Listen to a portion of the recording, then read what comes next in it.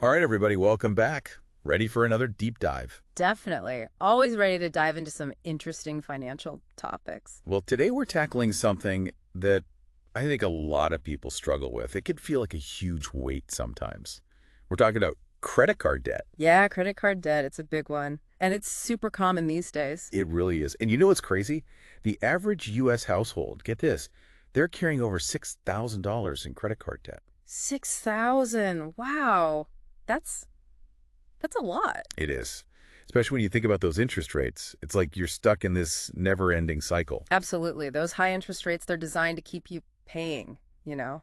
Uh, it's tough. So what we really want to figure out today is how much of your paycheck should you actually be dedicating to getting rid of this credit card debt? That's the million-dollar question, right? Right.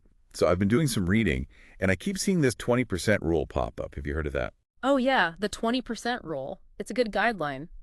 Basically, financial experts suggest that you shouldn't be putting more than 20% of your take-home pay towards all your debt. Not just credit cards, but everything. Okay, so 20% of everything. But like, what if someone's in a situation where they've got a ton of credit card debt? Should they still stick to that 20%? Or can they, like, go all in and try to get rid of it faster? I think it depends. 20% is a good starting point for sure. It allows you to make some good progress on your debt while still covering all your important expenses like rent and food and Right. stuff. Right, gotta keep the lights on. Exactly. And you don't want to burn yourself out either. Going beyond 20% can be really tough to maintain long term. You got to live a little too, right? True, true. So it's more of a guideline than like a hard rule. I get it. Okay, so let's say you're comfortable with that 20% rule. How do you actually choose which debt to pay off first? I've heard of these two methods, the snowball and the avalanche. Yeah, those are the two most popular ones. But like, what's the difference? And which one's actually better? Okay, so the snowball method, that's all about motivation. You start by paying off your smallest debt first, no matter what the interest rate is. Oh, I see. So even if your smallest debt has a low interest rate, you still tackle that first. Exactly. And the idea is that every time you pay off a debt, no matter how small, it gives you this little boost of motivation like, hey, I did that, I can do this. Oh, I totally get that. Like a psychological win. Totally. It helps you build momentum and stay focused. Now, the avalanche method, that's a bit more strategic. With this one, you focus on the debt with the highest interest rate first. So you're basically trying to save the most money in the long run by minimizing the amount of interest you're paying. Makes sense. Exactly. Mathematically, the avalanche method is usually the most efficient way to get rid of debt. But, it might not be as motivating as the snowball for some people. So it's like choosing between a quick boost of energy or playing the long game. Interesting. Okay, but let's be real for a second. Finding that extra money to throw at debt, it's not always easy. It can feel like you're already stretched thin. I know what you mean. It's tough.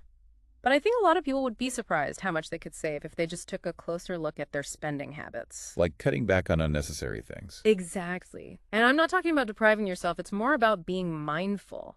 Like, do you really need that expensive cable package? Could you switch to a cheaper streaming service? Or maybe find a more affordable gym? Those are good points. It's not always about making huge sacrifices, but more about being smarter with your money. What about negotiating with credit card companies? Is that even possible? I always thought those interest rates were set in stone. You'd be surprised. A lot of credit card companies are willing to work with you, especially if you have a decent credit score and you've been paying your bills on time. It never hurts to call them up and just ask if they can lower your interest rate. The worst they can say is no, right? Exactly. You never know until you try.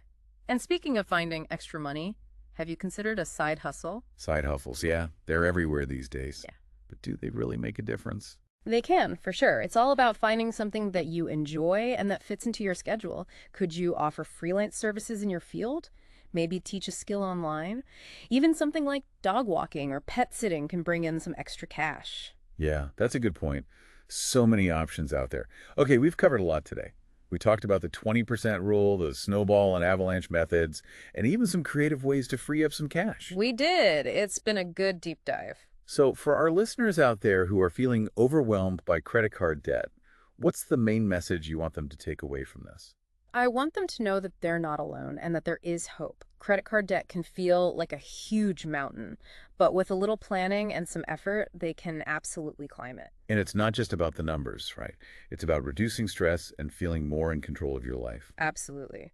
And once you've conquered that debt, you can start focusing on building a strong financial future, saving for a house, retirement, even that dream vacation you've always wanted. That's awesome. Yeah. It's like once you get that debt off your back, the possibilities are endless. They really are.